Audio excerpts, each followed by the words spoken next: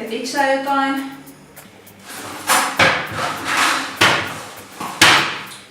Mä en lyö pizzan tekotarvikkeita. No, johtuu varmaan siitä, että 1. Mä en tiedä, että sä oot tulossa, ja 2. Mä en tiedä, että sä haluat pizzaa aamupalaksi. Ja miten sä edes pääsit tänne? En mä antanut sulle avaimia. Ei mulla ollut edellisäkään käyttää avaimia. Nyt sitä pizzaa. No okei, sovelletaan.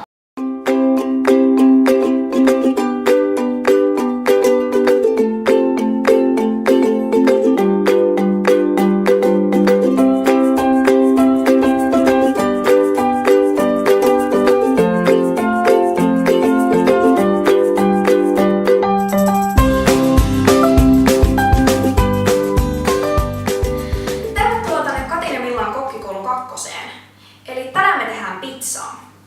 Joo, eli tänään tehdään vähän sellaista erilaista pizzaa. Eli meillä on pizzapohjina tällaiset tortilla-letut.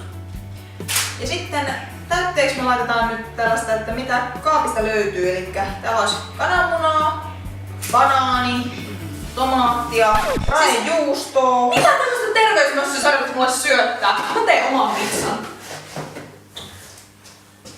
Eli aloitetaan nyt siitä, että ensin levitetään ihan tälleen perinteisesti tää tomaattisose.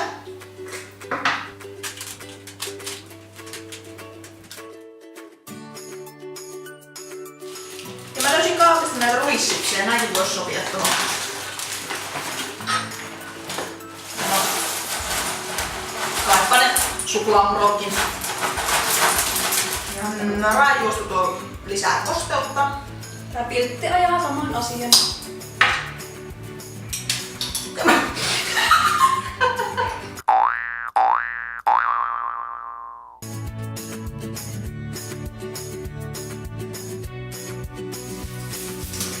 Okei, mun pizza alkaa sulaa valmis. No ei toi kyllä mikään pizza, ei sulla ole sinne niinku tomaattikastiketta.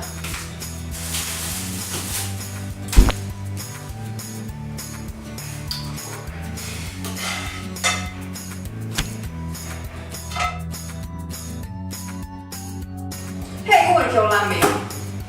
Ei sinne.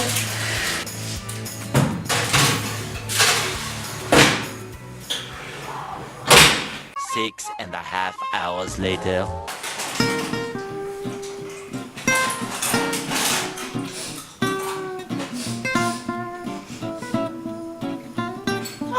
Meidän pizzat on valmiita.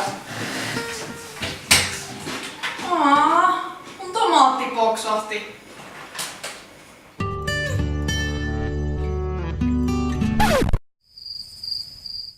No niin, ja nyt nämä meidän aamiaispizzat alkaa olla täällä valmiita, ja eiköhän sit vaan maistelemaan.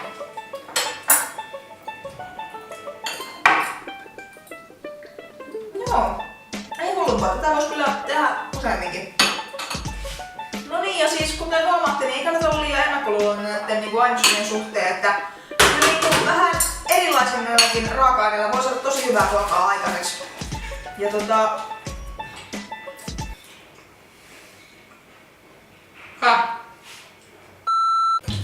Tää oli ihan hyvä.